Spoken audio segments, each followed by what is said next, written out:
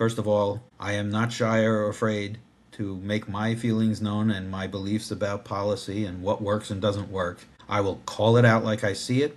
I've always been known as one of the anti corruption candidates. I will call out anybody actually on either side that's really hurting the public. So, I mean, I think it's tons more prevalent on the Democrat side, but anybody who's doing something to screw around with the public and their money, their tax money, I'm coming after them. And I'm not afraid. I've had bullseyes on my back before, and I don't care. This is more important. I take things like that seriously, but I don't stop what I'm doing. And you're going to find, if you put me in office, like I said before, relentless worker. And absolutely, I'm going to be pounding away at all the policies that are nonsense and garbage and getting them turned into something that actually helps people. Hello and welcome to Take Control of Your Liberty with Scott Tregurtha, where we help critical thinkers by giving you the most true and accurate information we can find, which they should be giving you on mainstream media, but are not. So you can decide for yourself and take control of your liberty, your freedom, and your future. And now, here is Scott Tregurtha. Hello, everybody. I'm really excited to introduce our next guest, Mr. Gregg Mele, New Jersey congressional candidate for District 12, which happens to be my district. But this interview is meant not only for those of you in New Jersey, District 12, but for the entire country. Because the major problem Gregg and the rest of us are fighting is a nationwide problem. And that is the problem of socialism, or maybe better worded, communism, versus the American system, designed by our forefather, Alexander Hamilton, which was established as our economic mode of operation. We prospered well under the American system until around the early 20th century, when the British financial system found its way back into our economy. So this is the American system versus the British system, or good versus evil. This is literally the fight we initiated and won 250 years ago. But evil, being what it is, when a person or nation isn't paying attention, crept its way back into our economy. Until now, when President Trump and people like Gregg Mele are fighting to bring it back. So far, there are 70 to 80 Democratic Socialists of America running for office in our country. The major things they and Gregg's opponent, Adam Hamele, are fighting for is wealth distribution and taxing the rich. In other words, these socialists want to penalize the capitalists of industry, i.e., those who create the major goods, food, energy, and jobs of the world, and reward those who don't produce. If they succeed, what we'll have is nothing being produced and poverty for all, as occurred in the Soviet Union. They want free everything.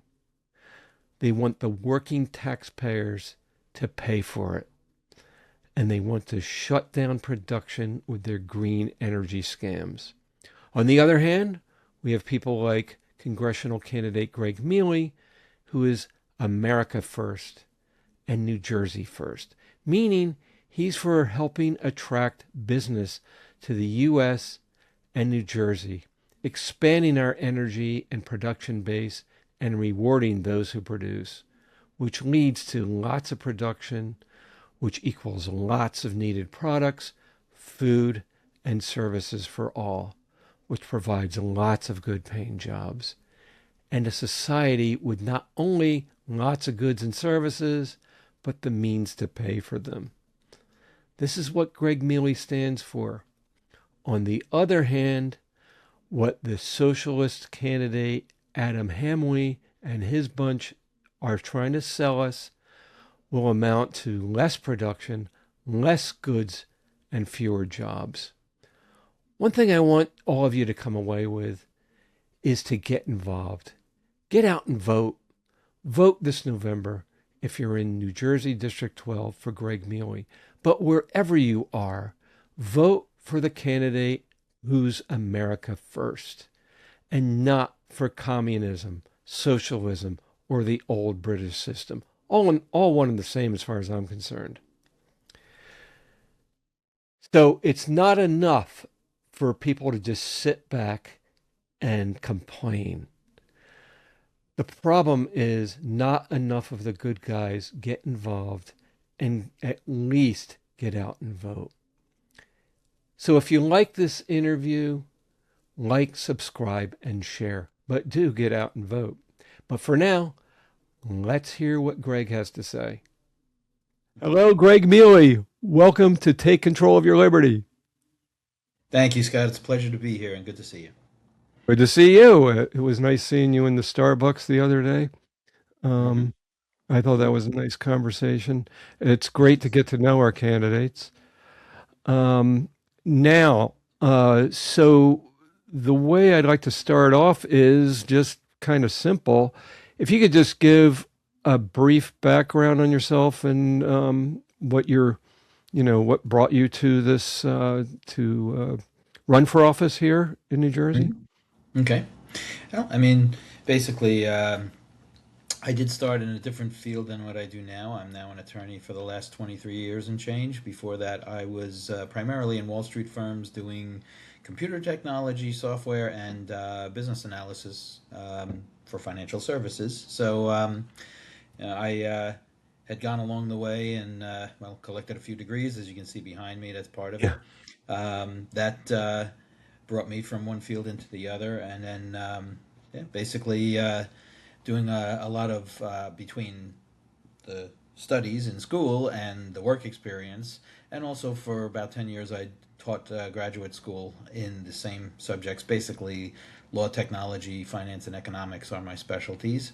So I tried to build up skill set that I thought might be useful at some point. I wanted to be useful for something to give back. I mean, I came from nothing and wound up having a very nice career, and we're doing okay. We're doing pretty well, and so I think it was. I mean, I've always tried to give back along the way too, but I did think it was time to do something a little grander, starting a handful of years ago when I first went for this kind of you know race for office, that kind of thing. So this time we're through the primary. We were uncontested actually, which was helpful, and we had a lot of party support among the leadership.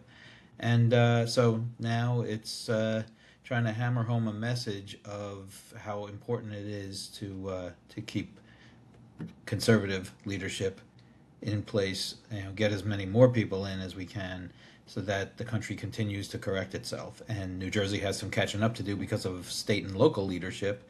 So we're trying to see what we can do to help encourage them also to catch New Jersey up with the rest of the country. Yes, we need some catching up. That's for Mhm. sure. Um, I was born and raised right where I'm living now in New Jersey. Um, but I was away for many years, different parts of the world and country. I lived in California for quite a while. So that got me, and from right from there to here. So I'm dying to see what it's like to live in a red state. So let's Right? let's work that out. Yeah, Uh, that's right. so now you've run before for various offices. You're very determined to be elected to an office. You've made that clear. Um, what is your major purpose in holding an office here in New Jersey? Well, it does go in line with the idea of trying to get the state to catch up with the rest of the country and do better. But also, I mean, it's it's a matter of trying to put some useful policies into place for everyone to have a better life.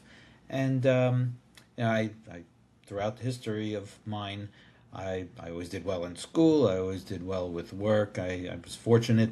Things kind of progressed very well. So I actually have. After undergraduate, I have four graduate degrees in total, and Whoa. in those areas I mentioned before. And so I always thought, like I said, I could try to build up some skills that would be relevant to a larger, you know, audience, so to speak, which here it's the constituents in District 12. So, I mean, there are problems that tie in very many to budget and also public finance. And I will say that my focus during my law degree, the JD that led to taking the bar, was public finance. And my focus, other than whatever was required courses, was all about from federal down to local budgets and projects and how you fund things, and also how you can find some either waste or redundancy, things like that. So I tried to make it something where I could sort of right the ship, and it all starts with trying to get costs under control and also rooting out all the bad behavior that's associated with some of that overrun of costs with super high taxes that are being collected. So uh, rooting that out, and otherwise getting some programs streamlined, some things, again, sort of maybe redundant, maybe combine something that might make sense, those kinds of things. I feel like I put myself in a position over the years to have the skill set to be very useful in that regard. And I think a lot of other problems come out of that, where if we can fix that, we're going to be doing pretty okay in a lot of areas. I mean, the other thing is the illegal immigration that contributes to a lot of problems in terms of people who's just coming here with very bad records, and bringing that behavior here. It's not like legal immigration that was in the past and up to now, as far as the legal side, where people are trying to build their own sort of American dream and also contribute to society. A lot of people that came in during Biden's administration was basically just here to destroy the country. And this is what I'm dealing with now in this race, now that we know who the nominee is on the other side. I mean, basically, he's an infiltrator who has shown his stripes as a jihadi that's in favor of the destruction of the country. And now he's trying to get further through the congressional channels to see if he can get any more power to do even more destruction. And so we need to stop that. Otherwise, I mean, another big part of what I'm trying to address is parental rights, and also school system, school choice, that everyone wants like an 80-20 ratio, no matter what group you might isolate to do a survey on, or collectively. So many people want it, the vast majority. And it's the old saying of competition breeds excellence. The public school system has gone downhill ever since Carter's Department of Education got created, and it's just become more and more impossible to, first of all, keep good teachers. So when they don't have enough of those, they don't have enough overall. So they lower the bar and get even worse teachers in than the ones they still had left, and everything's just gone downhill. Not focusing on the skills traditionally that are important, so that we have productive members of society when children grow up to be adults. So those are my main concerns, and of course, so as I described it, I'm sure it's easy to figure out. It's a conservative view of how it should be fixed or improved, and I think that that's been proven in the rest of the country, where the red states are, where it's so much better than New Jersey. Um, we have to get jobs going, and all these other things I mentioned is going to lead to creating more jobs, so that we don't almost double the national average of unemployment. So that's and underemployment too, for that matter. So those are things that we need to really address urgently. And to the extent that Murphy made a lot of mistakes, Cheryl's starting off the same way. So we have to do something in the federal the government this year to start writing that, and hopefully then get some state elected officials soon after that will be also in a corrective mode. Well, I think I came up with 10 questions from each one of those points you Sorry. brought up there. That's all right. We will go through these.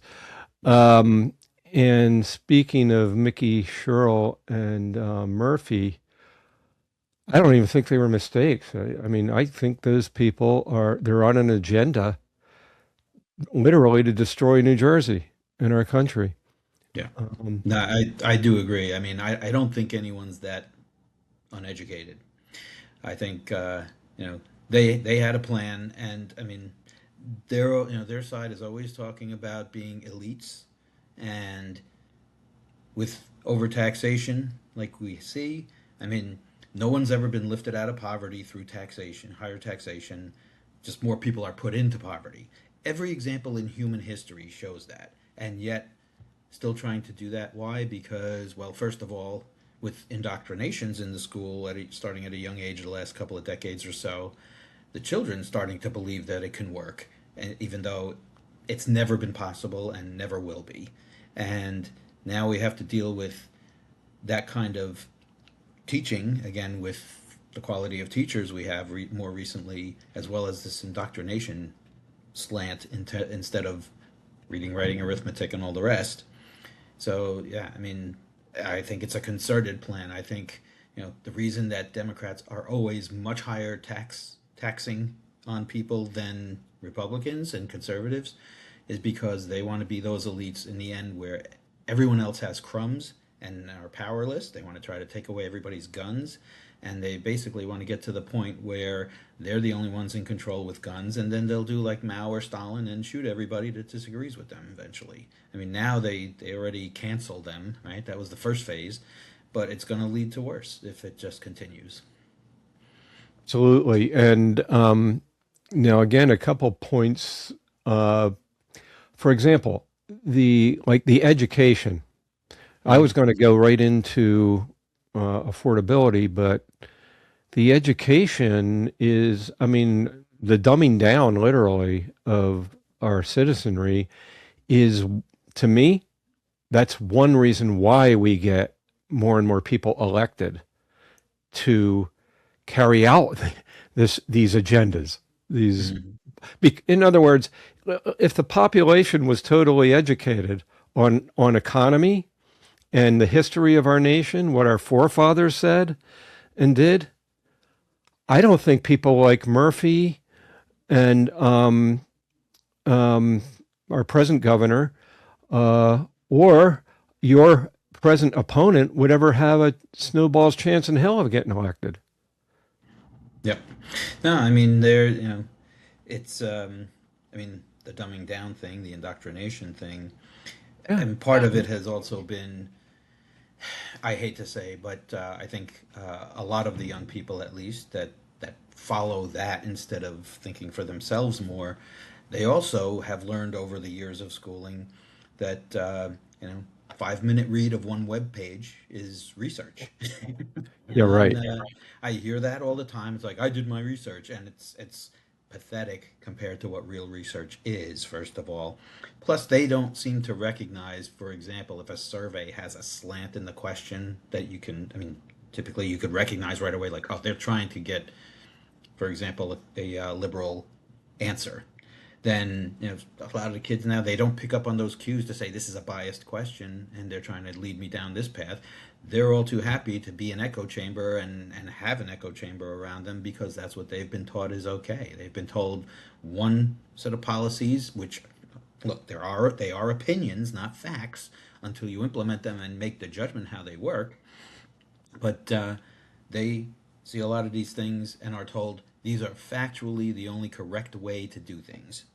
And first of all, that's ridiculous, obviously, to anyone that has been around for a while or has seen what happens when you have that attitude. But until they do like Roseanne Barr said years ago, she was a Democrat until she grew up. This is what has to happen: is the kids have to be willing to put in the effort like they've never been asked to do before in many cases for the younger generation now, and really look behind the nonsense and the half story that they're being fed. They're never told the dark side of what's happening when you start doing socialism, and socialism equals communism. It's interchangeable. There's no difference as far as I'm concerned.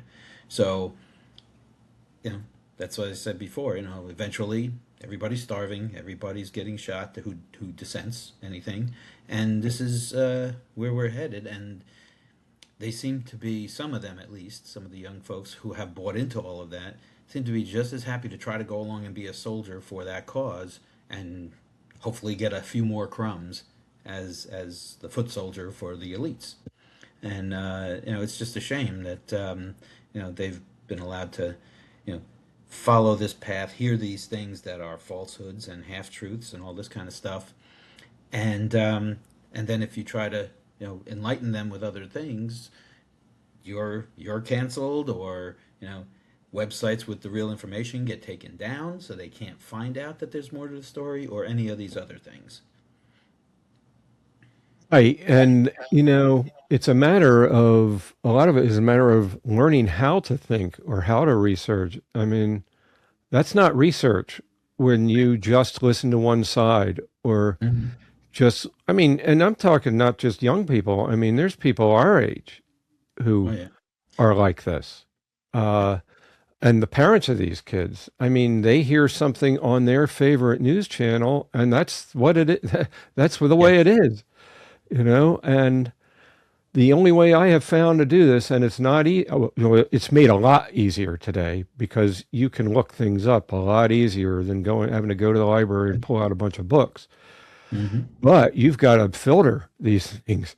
You've got Hmm. to look up that side of the equation and go look at the other side and listen to both sides and several sides and use some common sense. I mean, what makes sense here?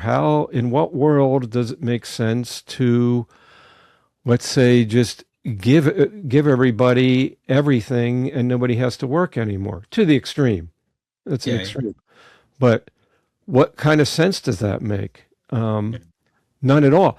Now, regarding that, and economy, I think is where a lot of many people are not really grooved in on how it works. Yeah.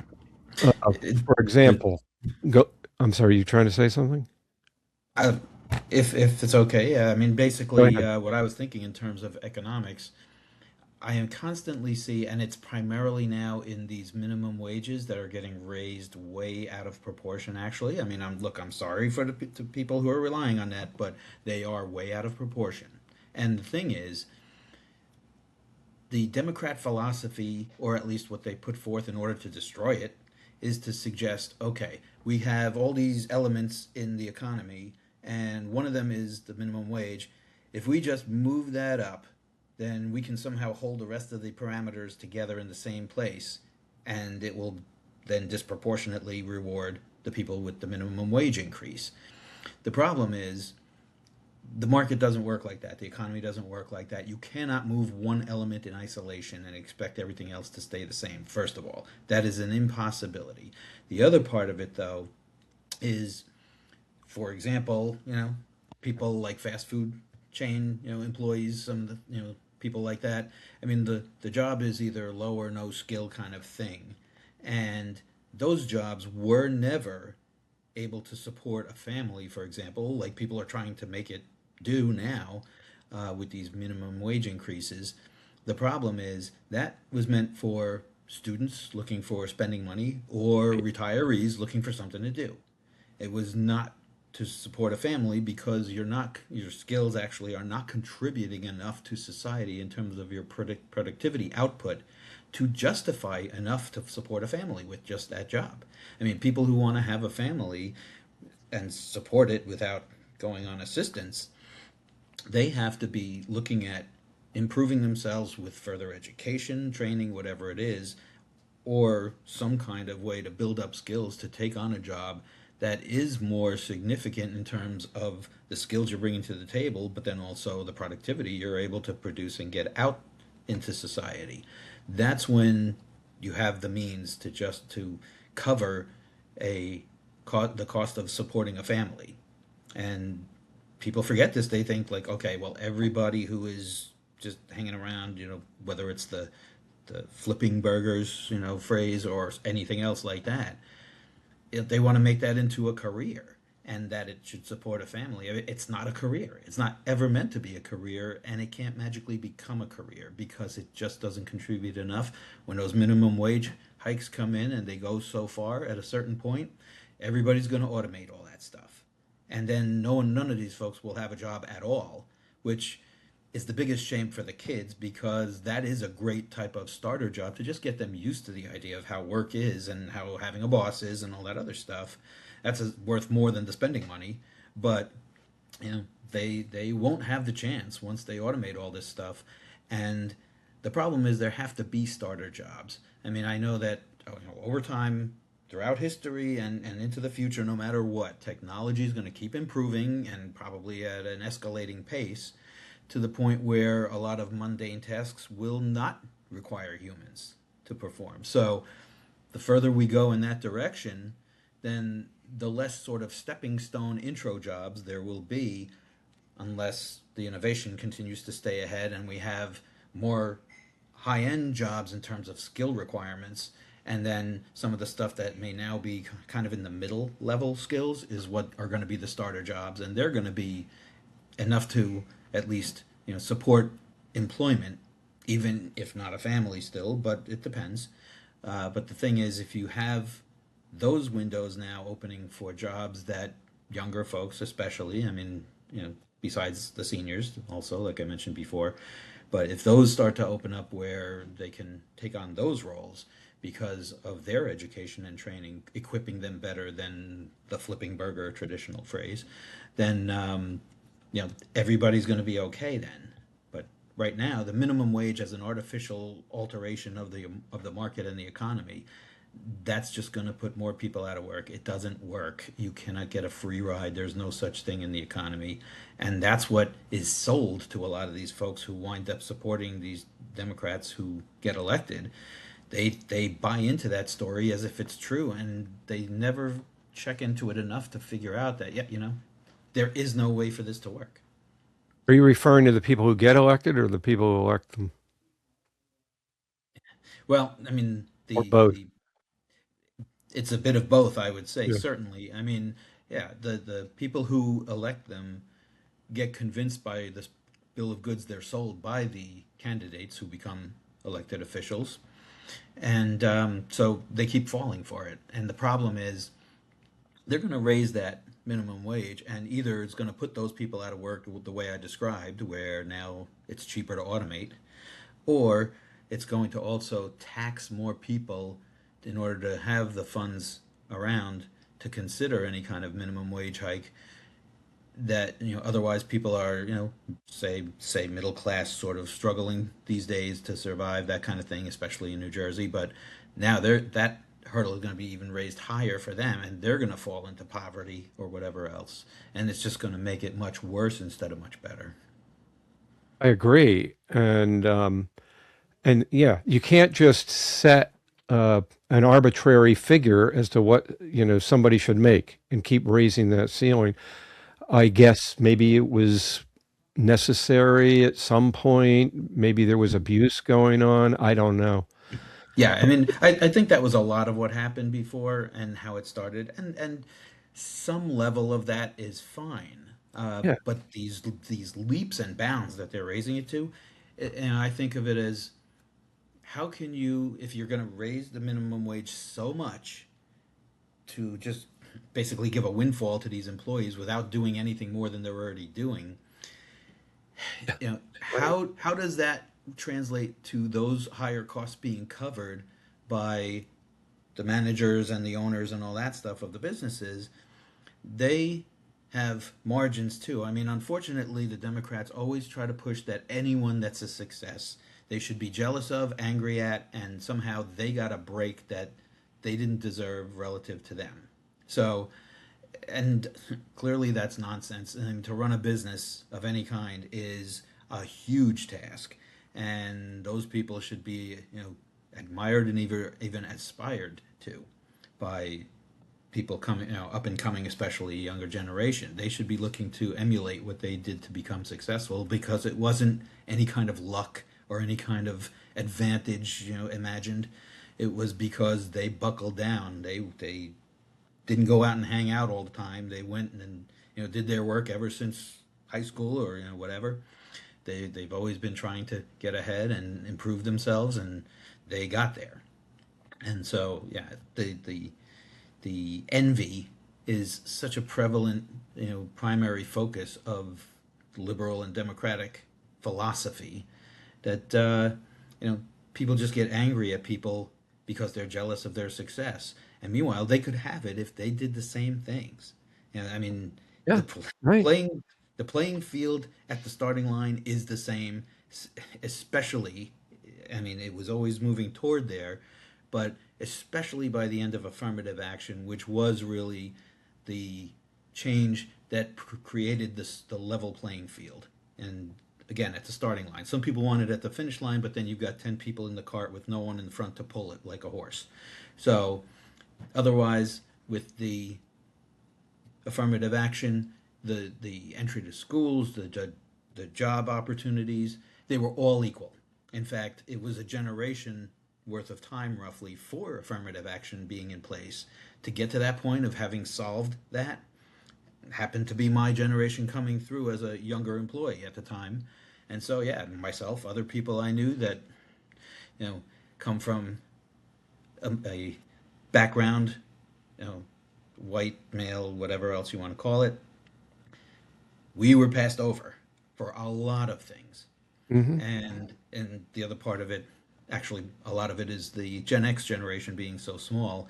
It was hard for us to get a lot of attention of doing anything. That's why we're still waiting for our turn to be kind of in leadership roles across a much wider range of areas.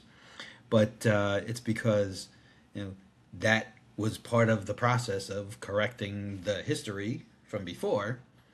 And so now, I mean, in my mind, if you don't succeed, it's usually you got to look in the mirror first, at least, and see, like, are you doing everything you need to do? Of course, people sometimes, bosses or whatever, have their favorites, right? And maybe they're not as good, but you don't see as much of that because a lot of the bosses really don't have the leeway or the room to carry someone who's not really good for the most part. So that's what has to be, an attitude shift that would lead far away from the left. Right. You've got to connect the income with your production. What are you Yeah. producing that society is willing to pay for? To what extent?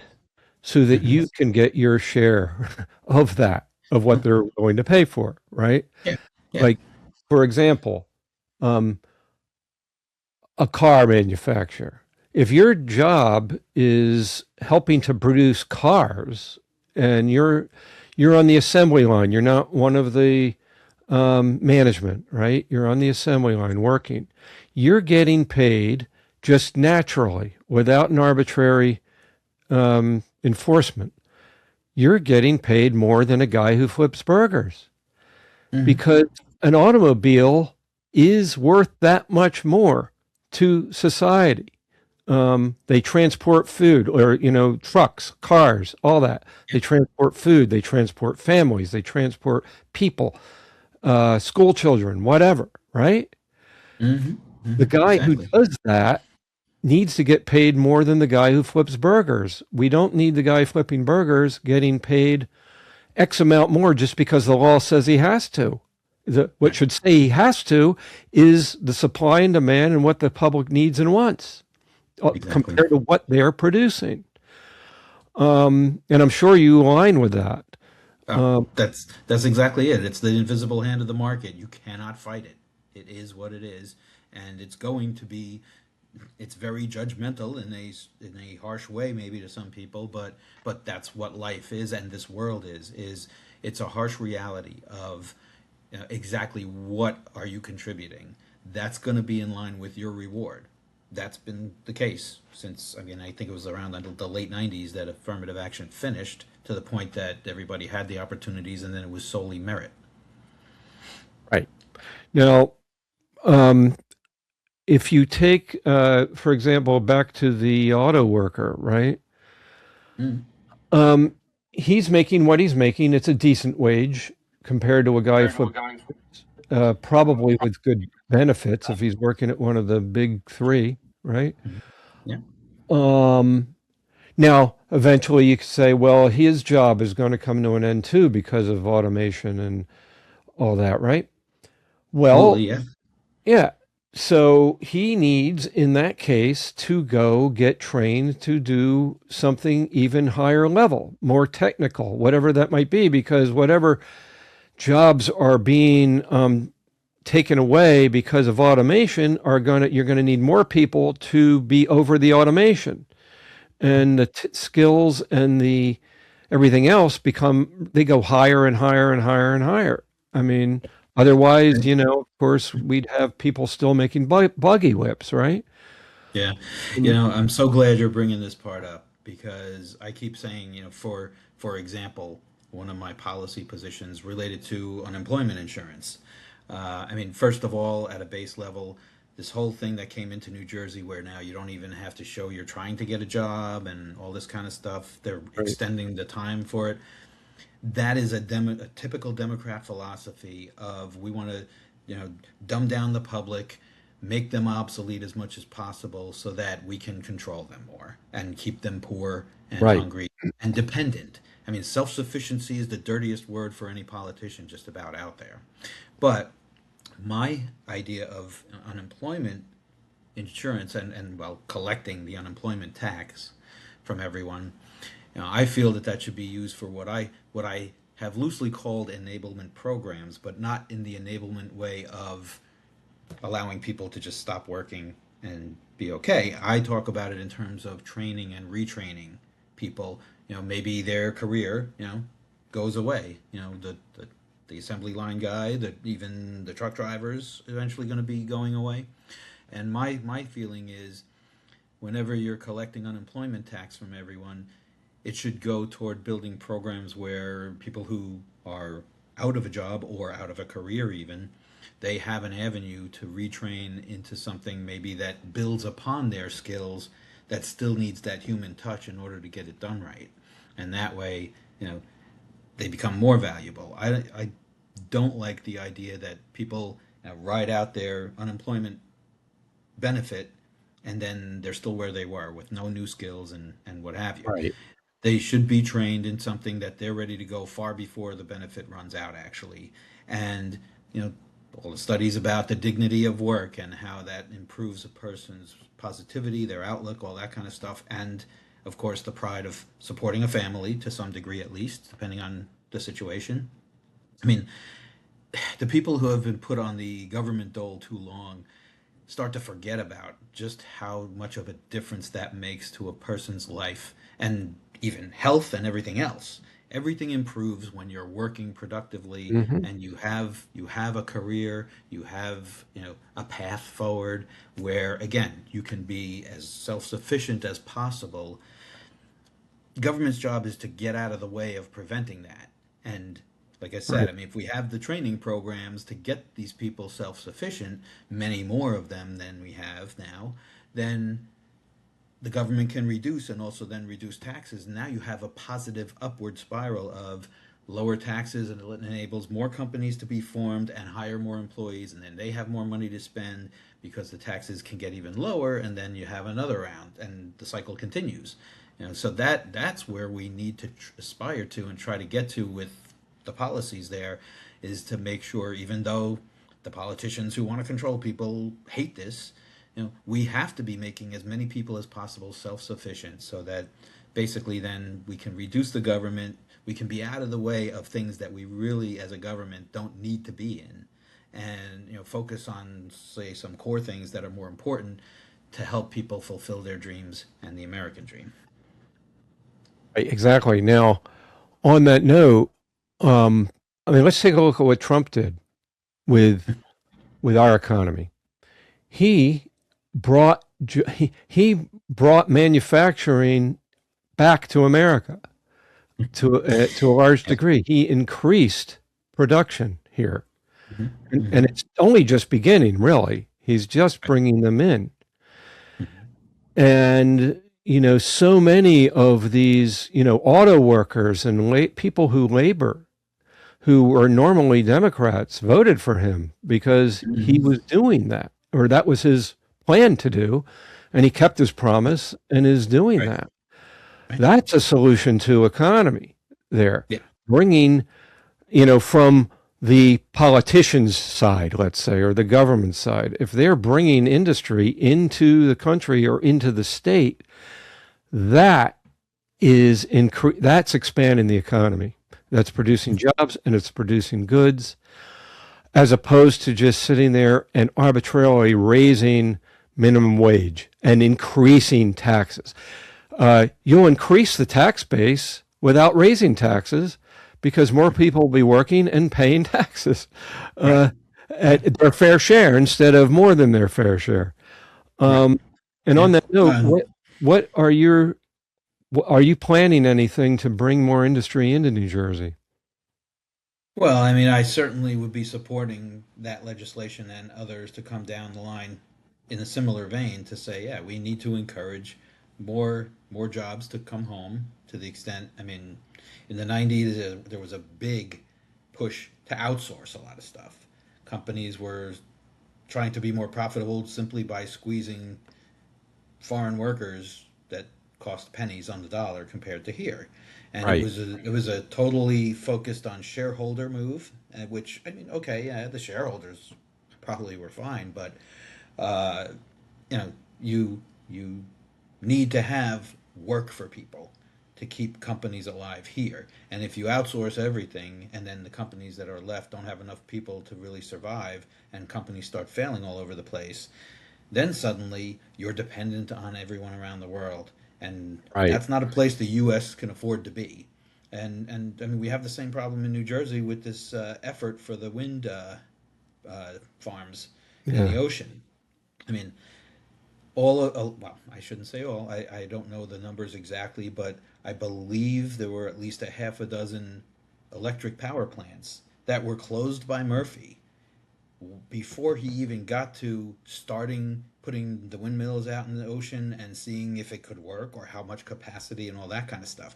Now you don't take anything away until you have the new thing up and running and producing enough. That's like rule number one of living almost. It's probably a couple above that, but that is up there. And you Right. have then in that instead, I mean, we were producing so much electricity before that we were selling it out of state to other states. And when that happened, suddenly, I mean, of course, we found out the technology was not, uh, fully tested and up to the capacity needs it needed to have to substitute for what was shut down. But now those plants were also either knocked down or changed around or whatever it was to no longer produce the electricity. We wouldn't didn't have the fallback anymore. We couldn't say, okay, we'll try this, and if it doesn't work, we'll go back. He took away the chance to go back.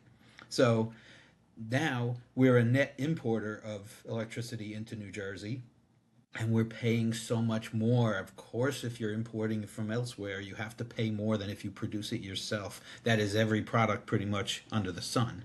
So, you know, the problem of taking that leap because he wanted to force his legacy of the wind energy down our throats was premature, short sighted, and very irresponsible, actually. He wound up leaving us in such a lurch. That's a big reason why our bills are the way they are now and only getting worse. And so, you have Murphy do that, and then followed by Cheryl now, who campaigned saying, "Oh, I'm going to put a cap on fees," which, first of all, is a communist idea that doesn't work with a regular economy. But Right. you know, she tried to say that, and then what has she done? I mean, the bills are still going up. There's nothing that's improved since she came into office. You know, And the and very I think she's philosophy she's operating on will not bring prices down. Yeah, I mean, she's been too distracted actually with grandstanding for photo ops at Delaney Hall, and Yes, making up stories like everybody else is making up about how bad the conditions are, which is been shown not to be the case. So, it's kind of ridiculous. But she's only interested in becoming president. She's just like Murphy in terms of she was never a native New Jerseyan or anything like that. She really doesn't care about the state. Neither did Murphy, and they had higher aspirations. And this is just a stepping stone where they don't really much care what happens. And that's the problem we have on the state level.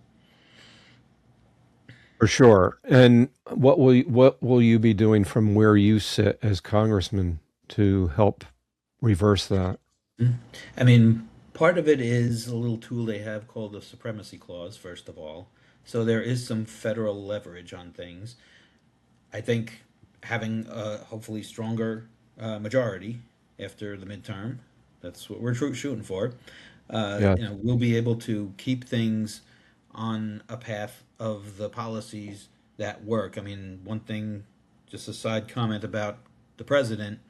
I mean, for years before he ever even discussed running the first time, I always said, we should have business people running the government like a business, looking to be profitable to the extent that profitable in the government means you can do tax refunds and basically not steal so much from everybody.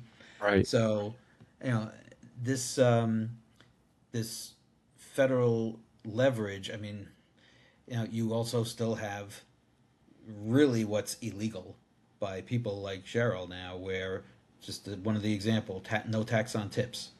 You know, that was supposed to be a federal law.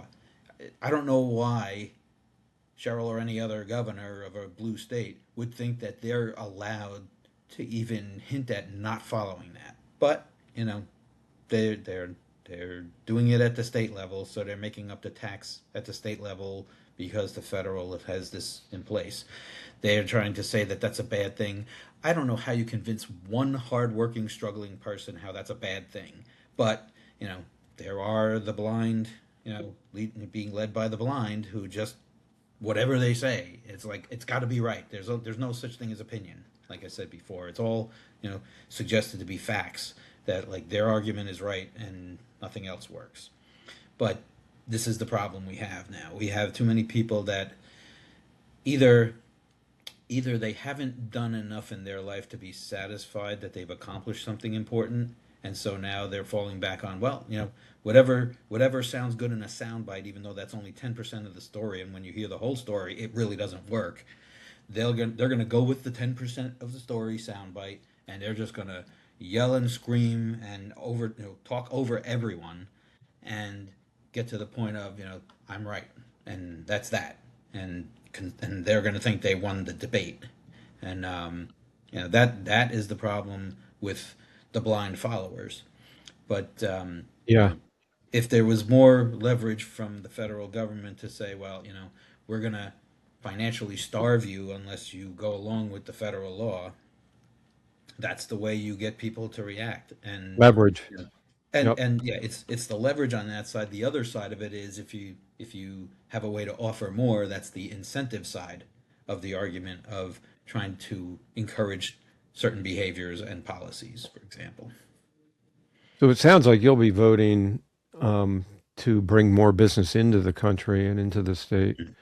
Yeah, Um, especially New Jersey. Yeah, we are on life support with the number of businesses that are either closing up or leaving town. So, it's terrible. It's hmm terrible. And it's been going on for a long time. I mean, I remember when I was a kid, the bridge from Trenton to Pennsylvania used to say, or it does say, Trenton makes the world takes. yep. And then they couldn't even afford to turn those lights on for with that sign for many How years. how poetic. Yes, I exactly. know, I know. And then the slogan became what the world refuses, Trenton uses. And yeah, that's clever and funny, but it's a shame. And Yeah, exactly. it's And representing a Trenton, poor truth. yeah, and Trenton is in my district. I'm really hoping the folks there are going to see the light of what better policies will actually do for them and come our way. I really hope so because there's no comparison. The Democratic policy is just going to destroy all these major cities first, but then eventually everywhere, consistently and steadily, just worse and worse if we keep it in place. And I'll tell you, part of our job in not only getting you elected, but in just improving this state and country is getting people more educated in that Yeah. through whatever talks, speeches, hmm uh, podcasts, whatever, because it's not going to happen fast enough in the school system.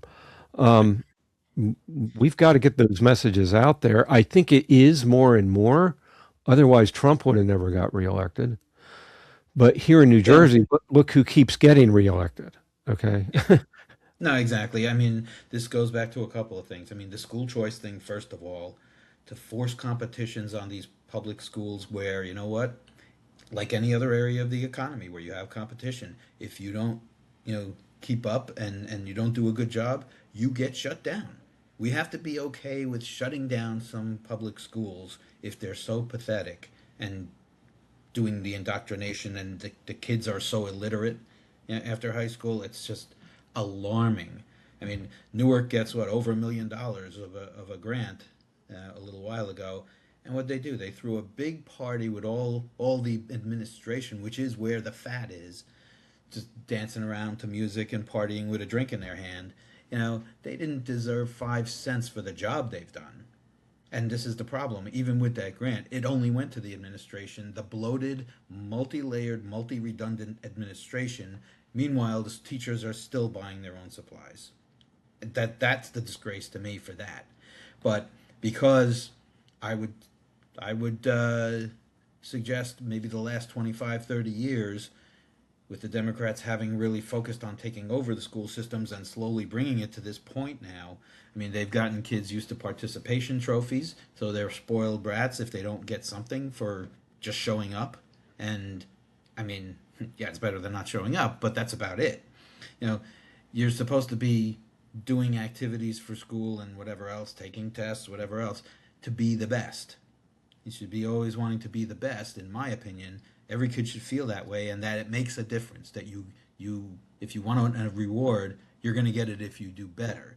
So it incentivizes them all to work harder, like they need to do at that age, and get better, so that later on they are the more productive member of society, the more rewarded, and basically as a continuing encouragement for generation after generation to keep striving to be better.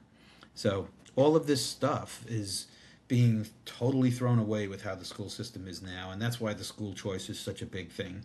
Um, you know, the threat of a better way of teaching, that is going to put everybody on notice. The other part that I feel goes hand in hand with this is, I mean, ever since Carter started the Department of Education, at that time we were first in all the major subjects, and now we're close to 40th, and Right. worldwide, the U.S. versus everywhere else, and it's just such a glaring example that it's like if anyone looks into that, you know, any Democrat can't say with a straight face, "Oh yeah, we're better off." It has been off the edge of a cliff since then, and this is why the federal department, even in my opinion, the state Department of Education, it to me, it's better if everything is pushed down local with local control, where different teachers have the freedom to try new teaching methods that they're the experts in. First of all, I mean, these department,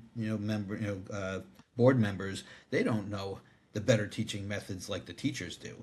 They're the ones who are trained to focus on new approaches, new ideas, and evaluating their success, and then they can share ideas to other school districts, and they can also try them out, or they may think they have a better thing too. I mean, that's fine, but at least it's controlled locally, where anything that is tested out, I mean, it's essentially like a pilot program. You try it someplace and see how it goes, and when you find out that something's effective, then at least you spread the word and see who else wants to join that bandwagon. But with the one size fits all we have now, that's where the problem is. And the one size includes, for New Jersey at least, we have these lower thresholds. Once they started making teachers teach nonsense that has nothing to do with education versus the core subjects, all the good teachers left. And so now they didn't have enough teachers. Again, I think I said a little about this earlier, but they lower the bar of requirements and criteria to be a teacher, and then they get even worse teachers than the ones that remain. Now, nobody knows how to teach effectively, and we have students that are not pushed to learn what a rigorous course of study is. They take what we used to call basket weaving classes in college to get a high GPA because you didn't do anything, and in majors that have come along only in the last several years that don't lead to jobs. Right. They're hobbies. And I mean, especially with the cost of tuition, it's kind of a disgrace that hundreds of thousands of dollars are spent on tuition for a student to learn basically nothing useful. So, I mean, there's career and there's hobby.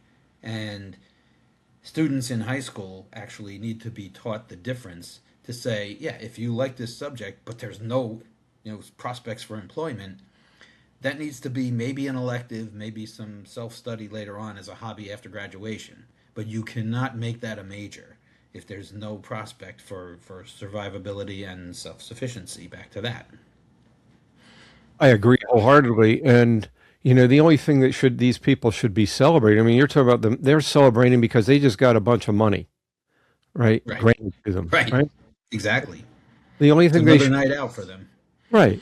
The only thing they should be celebrating really is graduating students with at least the skills of reading, writing, and arithmetic, which many are not graduating with, and getting accepted into higher institutions of learning that are going to take them to higher levels of being able to produce for society.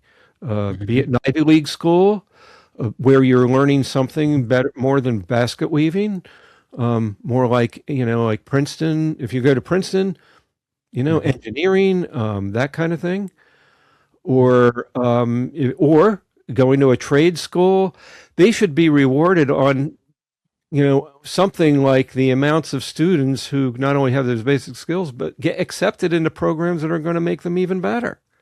Right. But that's not even being tracked, I don't think, to any Yeah. degree. Yep. No, and to the extent in my own personal experience that all my education, I had to be striving for something else that would improve my first of all job prospects, but also the range of what I could handle skill wise. I mean, I was lucky. Like I never treated school like a party town. I mean, I think that's where you establish your skills, your career, your reputation for the rest of your life. So I took it a lot more seriously than some of the party people. And yeah, it's a shame. I also sometimes will hear parents talk who have kids in college, and they say, "Oh, I want them to just have the college experience," which Yeah. means they want them to have 4 years of partying, and like I'll take care of all the bills, the tuition, and everything else, and I just want you to have so much fun for 4 years. If that's what you think college is supposed to be, you're really not prepared to bring a child up into adulthood. Tell you the truth. I mean, I don't see how you can call yourself a legitimate parent if you cannot teach, have your kids learning how to be responsible. Certainly by 18, they should be responsible. I mean, in my time at least, and I'm sure yours was similar. I mean, by 18, we had to be ready to live on our own and take all our Right. bills and everything else, whether or not there was any more school in the future. I mean, all of my graduate study was at night while working full time and commuting into New York.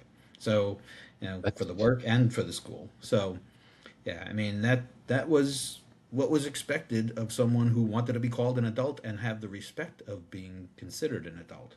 Otherwise, I mean, some of the folks I know with between my kids and their friends, I mean, there's some they're really like a man child or whatever. I mean, I don't know what the equivalent term is for girls, but they're a man child, child trapped in a man's body where they haven't grown at all from childhood. They're still the same, looking for the same spoiled fun, and still have no clue how to handle life themselves. And that's where this term adulting came out. As soon as that came out, I was like, oh my goodness, every it's become widespread among the masses of youth that like adulthood is something that is a whole other level of pain, and therefore you should avoid it at all costs for as long as possible and stick your parents with it, yeah, right. taking care of it for you.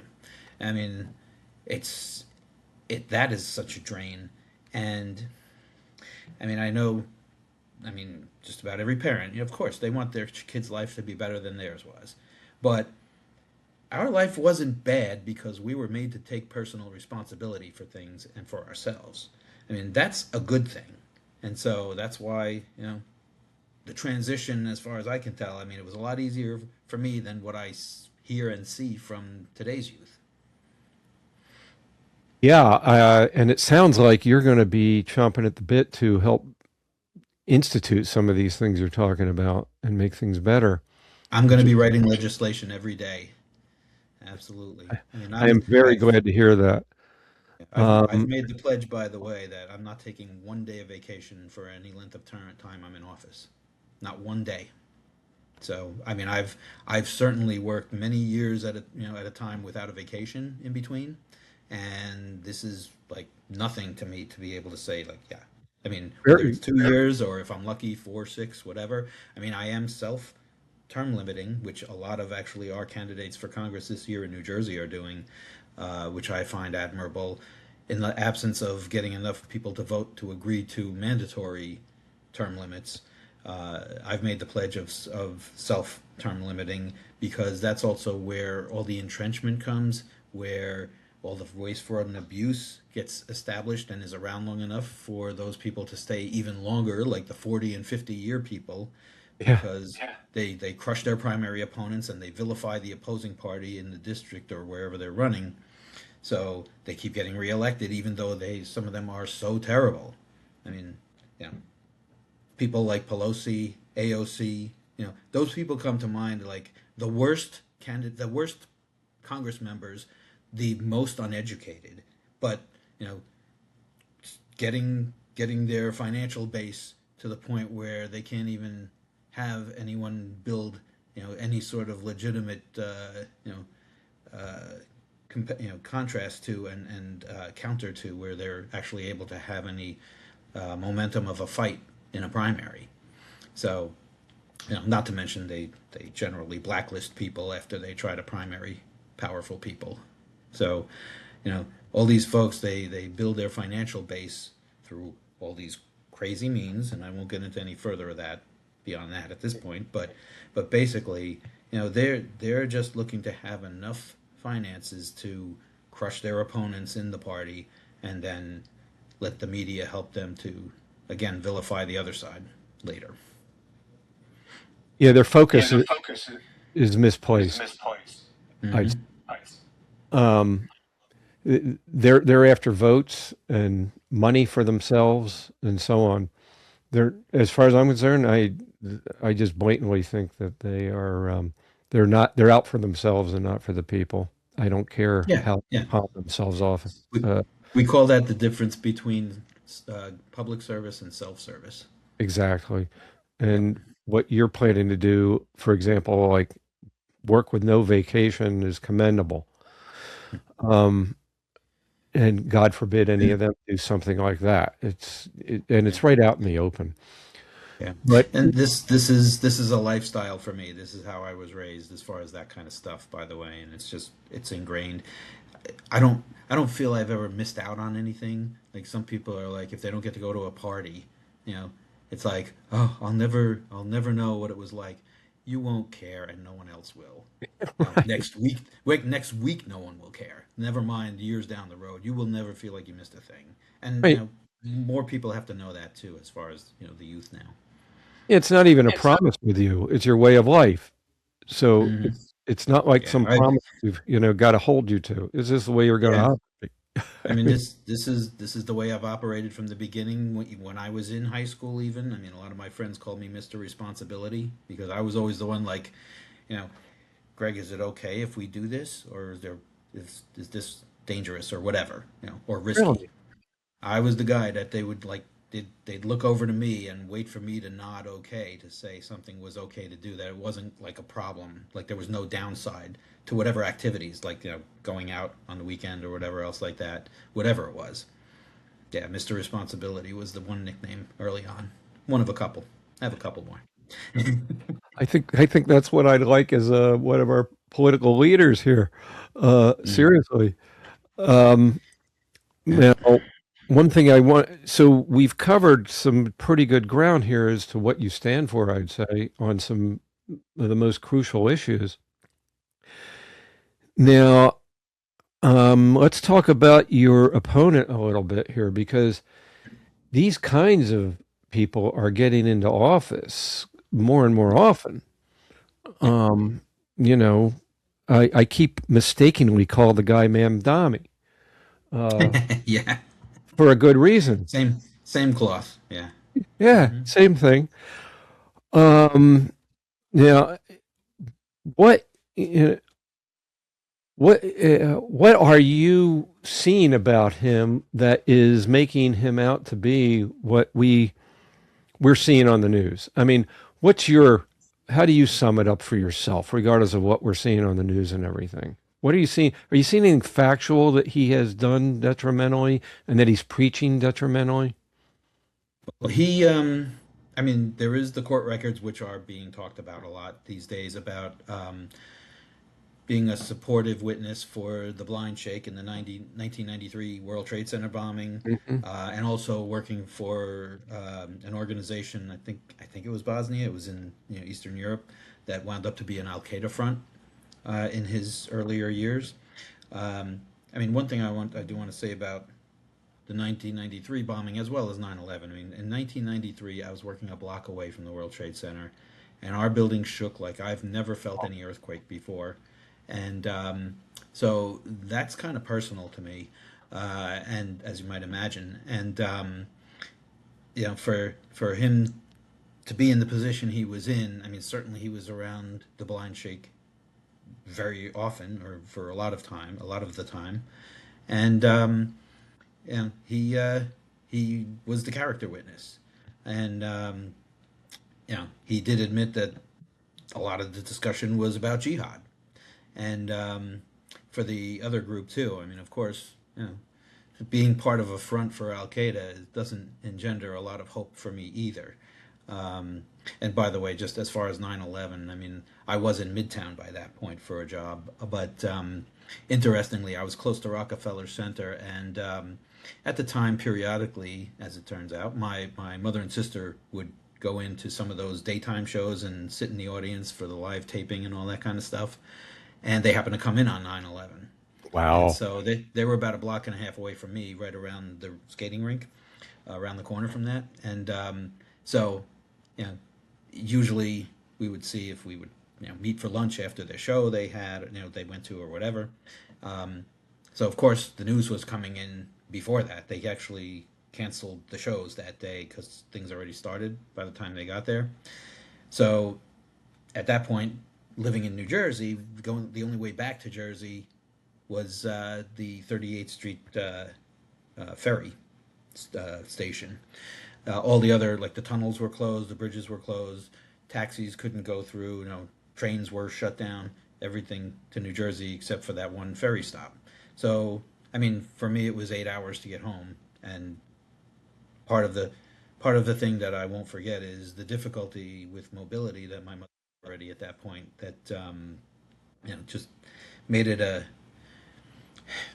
a harrowing experience. I'll say, even though you know a fair distance away from the buildings themselves, but still, seeing everybody else running up from there while we were running across town, and the aftermath of all the soot and dirt and all that kind of stuff on people. I mean, yeah, it's a very personal thing to me. Um, as far as later on, there's talk about some of the things as a doctor that my opponent has, gotten involved in over time. But I don't know. I mean, it's one thing to say like, okay, he he had his alignment with jihadists. I mean, that's in the record. But I see it also as another. I mean, at least for maybe for us older guys, uh, a more familiar character. The Manchurian Candidate is how he strikes me. I Hmm. think with the medical things he's done and now running for Congress, I think that's his attempt to infiltrate and build up legitimacy on the surface to get to a point where someday they're going to have the equivalent of the Star Wars Order 66, and him and all the other folks are going to be activated that have infiltrated the country already. And things are going to start going wrong in a very fast way. So I don't trust anything about my opponent. I sincerely do hope that when people go into that voting booth, you know, like we said 25 years ago, you know, never forget, you know, for 9/11, I hope people don't forget and they just don't have the nerve, those who are thinking about it, to pull the lever for him. I mean, I just think that, I mean, you're basically giving away your country and probably your life at some point, like, and that of your family, don't forget. So Right. like I really hope that people start to realize what we're dealing with here and that the risks are too great. And regardless of, even if you believe the liberal policies more, which, I mean, their constant failure makes it hard for me to imagine so many people that really do believe they work. But even if you have people who look past that, it's like, can you really, without trembling, reach up and pull that lever? I mean, I can't imagine anyone with that mindset. I mean, I feel like they're totally, rudderless and have no idea of where they need to go in their own life.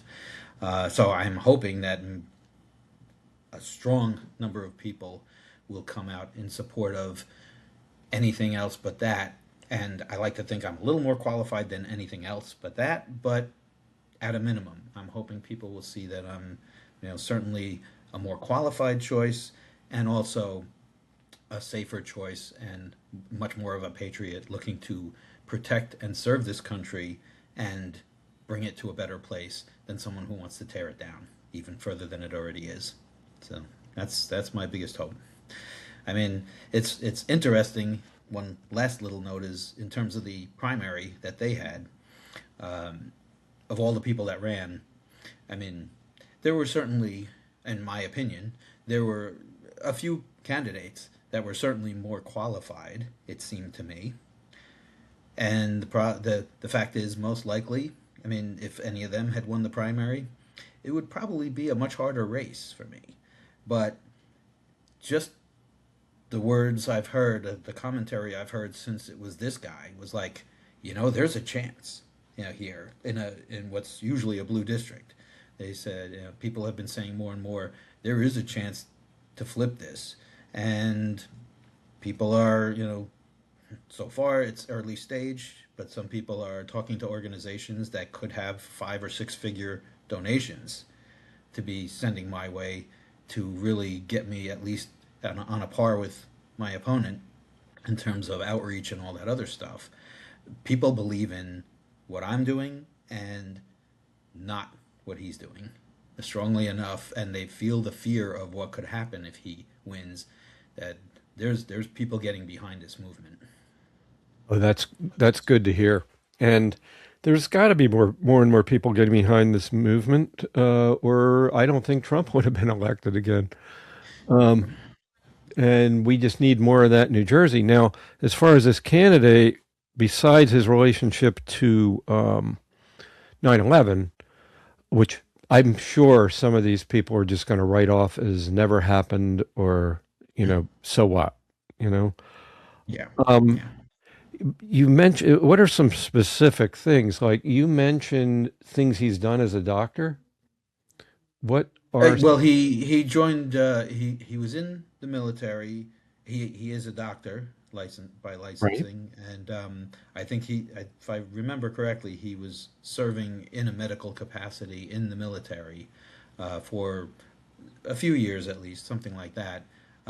One of the Democratic senators claimed that he saved her life. I mean, I guess in the battlefield. I haven't heard much about the details, but uh, you know, we're talking about a Democrat boosting up another Democrat, so they'll do that no matter what, and Right. you know, they're forbidden not to support another fellow D.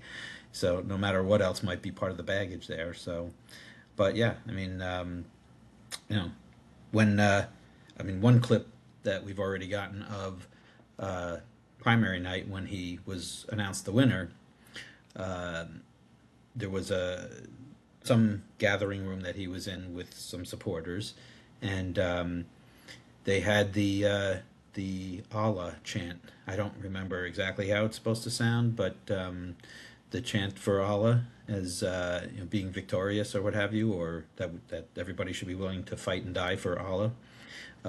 He was at the podium, and then they panned over to the audience that was all cheering with the fists up, which, I mean, it's as close as you can come without saying "Death to America." And so Right. that's the people that he had in the room with him to celebrate this primary victory, which should also be a red flag to people and scare the life out of them to say, too far. Just can't do this one. This is too far. It They've already it gone really should be a crazy. no-brainer. But then you You look know. what happened in New York. Oh, well, of Oh course, yeah. there there wasn't any. I don't think Mamdani had any good opponents, really. Well, Uh, yeah. I mean, that was a mess. Yeah, it was just a mess of an election. yeah, But I think yeah. so. But now, But you know, um, let me see. As far as his policies go, have you looked much into that yet? Because I did a little. he's yeah he's talked about the abolish ICE and defund Yes. police, all that kind of stuff. I mean, that's ridiculous, patently ridiculous. Um, you know, if like a lot of Democratic politicians like to claim, if ICE was kidnapping people all over the streets every day, we would have a laundry list of names being published on the air every day. There's only two people that have been shot as far as that, and of course, you know, there should never be any mistakes, and that's what we always need to strive for. But both of those people attacked the ICE people first, in one way or another. So, there is also a thing that I learned when I was about 4. You don't get in the way of law enforcement. If they're around and they're not after you, and I mean, I guess some people will probably say even if they are, but you get the hell away from them and stay out of the way. And that's not your business to get into. And your Right. emotion does not override the law. You're obstructing, and you take your chances. If you've got law enforcement going on, and you step into it, the truth is that's irresponsible on your part, and you take a risk that you cannot control, and most likely no one else can, because you never know what's going to develop between the suspect and the law enforcement, or you and the law enforcement, if you're like getting in a position that's going to hinder what they need to do and make everybody, including yourself, unsafe. The problem is, yeah, you're especially making yourself unsafe by getting in the way. And I don't, you see, again, from a personal responsibility perspective, that's part of my ingrained nature. It's like, how can you complain almost? If somebody, if you're getting in the way and somebody does something that winds up hurting you, how do you have the nerve to complain about it? I mean, you asked for some trouble, whatever level it comes to you in. You asked for some trouble by just being there in that area. If you, Right. like I said, if you see law enforcement, you get out of the area and you stay out. You don't have any business there. Your emotions don't count. I'm sorry to say to those who live by emotion instead of logic and analysis, but your emotions don't mean anything to anyone. You have to follow the law. The law is superior because that's the greater good. And so to say like, oh, you know, they should have, the one guy should have let the lady continue to run him over rather than him fire as he was falling back even. So who knows if how much he could even aim for anything, but you know, just those kind of crazy, situations, and the crazy talk is just unbelievable. I mean, these are supposed to be functioning adults. Maybe they're just adults. Maybe they don't quite function well. But the fact is, like, how can you even say that with a straight face? That, like, they can be feel free to attack ICE agents, and there's ICE agents should just take the risk, take whatever consequence, because this person is a lawbreaker and a felon. Tell you the truth. So, you know, I mean, I don't understand. I mean, let's put it this way. I know why the politicians encourage that on their side, Right. and I know why the organizations hire people to do that, because they don't care if somebody else dies for them either. So they encourage these people to get in the way for them. As the person doing the crime of obstructing, that's what I don't understand, is how you could lose so much sight of what your mama taught you since you were a baby, and just throw your whole life away. Whether you survive, but just like ruin your chances for opportunities because of ridiculous behavior, or if it actually takes your life. Whatever form that takes, you're throwing your life away, and nobody cares or is going to reward you for that. So why would you do that? But again, a lot of people get caught up in emotion and it overrides their thinking. Yeah, don't try to understand insanity, uh, Mm. is my Right. slogan for that. Um, yeah, from what I've looked at so far, and I've got to look into it further, but I encourage everybody to look into this guy. Um, not, not only Gregg Mele, but look into Gregg. Look into Gregg. Look into his opponent, Hamily. Um, Please. Please, yes, see what's true and what isn't. I mean, I'm seeing that we've just heard everything you stand for, at least a good smattering of it. I mean, I see here he's for tax the rich, unrig the system, Medicare for all, abolish ICE, cause for genocide, an end to all aid for Israel, um, strong on public schools only, no, Of course. choice, right? More parties. Yeah. Okay. Yeah, all that. This is Yeah. what, and Everything that everything that doesn't work, basically. You can sum it up that way. Everything yeah, that's been proven time and again not to work. And I don't know. I mean, I just, like I said, I don't understand how people can buy into some of these things, but, you know, it's like with the police. You know, when somebody breaks into their house, who are they calling? They're yeah, calling the police. So, I mean, because they are the ones who do the right thing by and large. I mean, very limited bad apples, right. that kind of thing. And I mean, every group in the world has bad apples, and theirs among the lowest level of that. I mean, I would say I, so.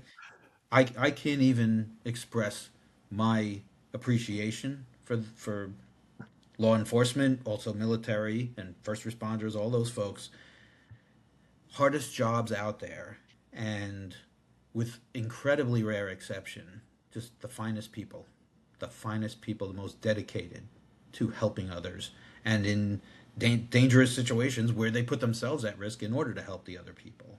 They sometimes put themselves in the way to take over the risk for those people who might be in a bad situation.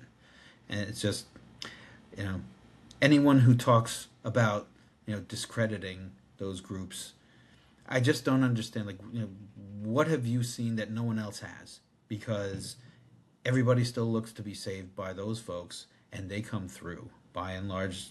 If there's still an opportunity by the time they're aware of a situation, they come in and they rescue people and they save the situation. You know, there's nothing to discredit those guys about. Again, very very rare exception. Oh, it's because the people who want to destroy our society put it out there, and the people who are uneducated fall for it. That's what's Well, going on. this is the thing. You defund the police and law enforcement in general and ICE, then the blue administrations, states, whatever, they will get their own private army and they will line people up who dissent. That's it. I mean, they'll have no opposition to it once they try to, take all the funding away from all these groups who are doing, you know the good work of the Lord. So this is Right. the thing. I think you've summed it up that the other side seems to be for anything that's not against anything that's good. Yeah. It just seems to Yeah. be that way. See, Um, I mean, I've been following politics since I was 9, and I've never heard a truthful statement from any Democrat.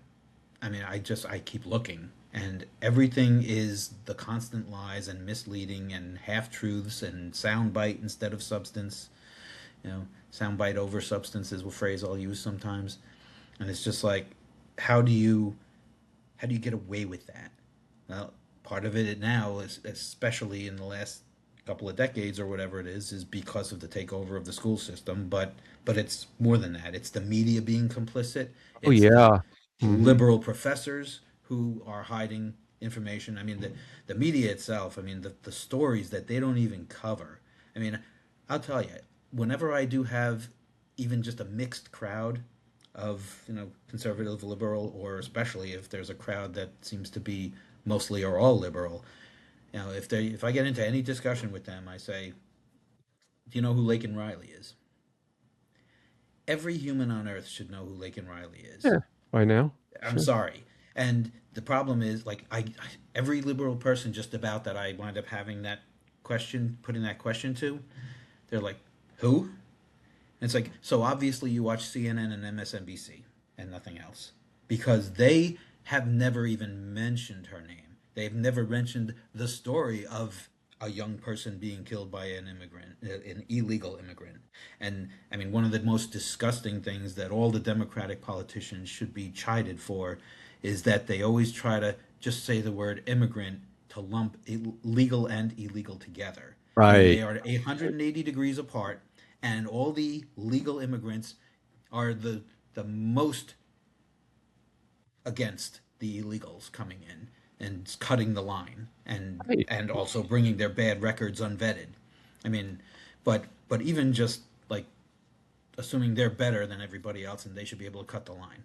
I mean, the legal immigrants are among the strongest opponents of illegal immigration, and you know, people that have maybe they've had too comfortable a life or whatever else, or they're spoiled or whatever, but that don't have any exposure to that directly, they can't even see it. They think in theory that again is kind of the soundbite level, not the whole substance level, and they just keep talking about these things like it's an abstract concept that doesn't hit home unless you beat them over the head just about with the stories of a Laken Riley and all the others that have been taken away by these people, because the bad people are the ones that have been coming in illegally. There have been no scholars that have come in illegally. And to suggest that these are good people that came in illegally is a farce. It's a disgrace. And people like Omar, for example, who is actually one of them with this fraud that she's tied to now in Minnesota. But, you know, all of those people should be out of this country, tell you the truth. I agree I agree 100%. 100%. And Yeah. for people who say, well, they're not all criminals. Yeah, they are. If they came in illegally, they're criminals. Right, Period. right, I right. mean, I now, mean, Omar, she I'm technically came in legally, but we don't know about that. We don't know for sure, really. well, right, right. That's a big question mark. But having all this millions of dollars fraud doesn't help her case. No. But you know, yeah, it's something else when you have the people coming in unvetted, and though they're the victims, they're the heroes according to them, the Democrats, because they want those votes. They're starting to lose the black vote because they're screwing over the black community royally in favor of Right? these people now. Now they tried with Biden to import new voters that they can hopefully convert to citizens expedited without any vetting. But even if not, then you also have these voter rolls that they refuse to clean up on the Democrat side. So you have illegals assuming the identity of people who are 150 years old on the records and all this kind of stuff, phony registrations that don't Right. get cleaned up. I mean, once the registration is in there, that's a phony one, the rest of cheating is easy. And so they'll get their army of military age men who came in unvetted, and they'll give them all ID cards to assume all those IDs that are really people who don't exist anymore or moved out of a state and their registration is still open in the old one, that kind of thing. And they get them to do the voting for them. It's all over the place, and people have been arrested and are being prosecuted for that stuff on a regular basis. And the fact that, again, like a CNN and an MSNBC will not publicize any of that. They will act as if it never happened. They will never say a peep of a word about it to hint even that that's going on when it's all over the place. And so, again, the viewers for them are the uninformed.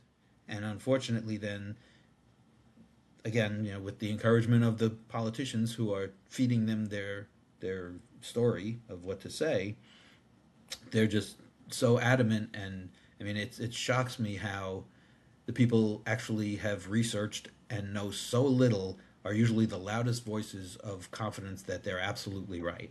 They're so sure of themselves that they're the one who's right without doing any homework. It's just, it's an unfortunate situation. Some of them are hired by people like Soros, and some of them are just raised in a school system that encourages ignorance like that. Whatever the case may be, it leads to nothing but worse conditions. It's kind of like Trump said in the beginning. He's like, what could you lose? What do you have to lose? By voting for him. The black communities got a lot more of that message over the time now since then. That yeah, if you have a Democratic mayor of a big city or a Democratic governor of a state, that nothing's ever been improved in 60, 70, 80 years. That's quite a bit of time to fix things. And because they insist, because of the victimhood mentally that they've been put under by those politicians who keep lying to them, get them to vote again, the same thing over and over again. It's the insanity definition, the same thing looking for a different result. And yet the cities get worse and worse and the states get worse and worse. But they've also had the other side, our side, vilified so much over time that they still like have the impression, they get the impression, and the Democratic politicians keep harping on the impressions that we're the devil somehow or something like that, when it's really the opposite. But they keep hearing that the Republicans are worse than anything going on with the Democrats, even though their cities are crumbling and all this other garbage. And people buy into it because after investing their beliefs in things for 60, 70, 80 years, generation after generation, it's hard for people to say, you know what, this time I admit I was duped. I mean, almost nobody I know is willing to say that about anything ever. They can't stand the idea that they were tricked, and so badly. But they have been by the Democrats, and that's where we have to continue our best push to get the word out of what the reality and the truth of this world is, and reach as many as we can, and hopefully enough to straighten this ship out and get back on track. Because New Jersey definitely needs a 180-degree change of direction. Absolutely. And I think from what I've learned so far about you, you're the man to do it. One of the men to do it, Won't, at least for won't be district. afraid to do it, that's for sure. Right. And I think people should look into you and go ahead and look into Hamley, your opponent. Um, Absolutely. I'll put my record against his any day of the week. right. And if people really do that, the right man's going to get elected, which is you. So, anything you care to make known or make a general statement about yourself before we end off? Well, I mean, hopefully some of the comments I've made already give you the idea. First of all, I am not shy or afraid to make my feelings known and my beliefs about policy and what works and doesn't work. I will call it out like I see it. I've always been known as one of the anti-corruption candidates. I will call out anybody actually on either side that's really hurting the public. So, I mean, I think it's tons more prevalent on the Democrat side, but anybody who is doing something to screw around with the public and their money, their tax money, I'm coming after them. And Good. I'm not afraid. I've had bullseyes on my back before, and I don't care. This is more important. You know, I I take things like that seriously, but I don't stop what I'm doing. And you're gonna find if you put me in office, like I said before, relentless worker. And absolutely, I'm going to be pounding away at all the policies that are nonsense and garbage and getting them turned into something that actually helps people. And that's been my overriding goal, even in my career, going back to the first career. I had spent, by the way, 16 years in the previous career before I became an attorney for the last 23 and change. So everything's been about trying to make things better for the masses as much as I can. And some days it's one or two people, but some days it's groups and whatever else that I wind up helping. It's just been part of, again, my nature, that I've always had a slant toward trying to make my work for people and help them. And it's the same thing with this. The only reason I ever considered running was I want to help the masses. And I've built a lifetime of sacrifice in order to build up the ability and skills to do that and be successful at it. I have every confidence that everyone will say thank you, and that at the end of my term in office, that they'll recognize that yeah, it's better than I found it. I'll leave it better than I found it. So I never make a promise I don't keep. I never make a lie of a statement. You know, what you hear and see is what you're going to get, and I guarantee you, you're going to be happier for it. I believe that. And I think if people get educated on you and your opponent, you're going to get more votes than the other guy. And that's the way it needs to be. So I thank you very much, Gregg Mele. It was great speaking with you again. And until next time, you have a fantastic rest of your day. Scott, it was a pleasure. It was all mine, just like last time, also, I would say. And thank you so much for giving me the time to discuss these important issues. And yeah, I hope your audience feels better that they've gotten to hear a lot more detail about what's going on and where I stand on it. So do I. So there you have it, everybody. Please recall what I said at the beginning of this interview. Get involved and at least get out there and vote. Gregg's campaign site is in the show notes, as well as some other good resources for the entire country. And remember, don't forget that the only thing necessary for the triumph of evil is for good men to do nothing. So like, subscribe, share, get involved, and vote.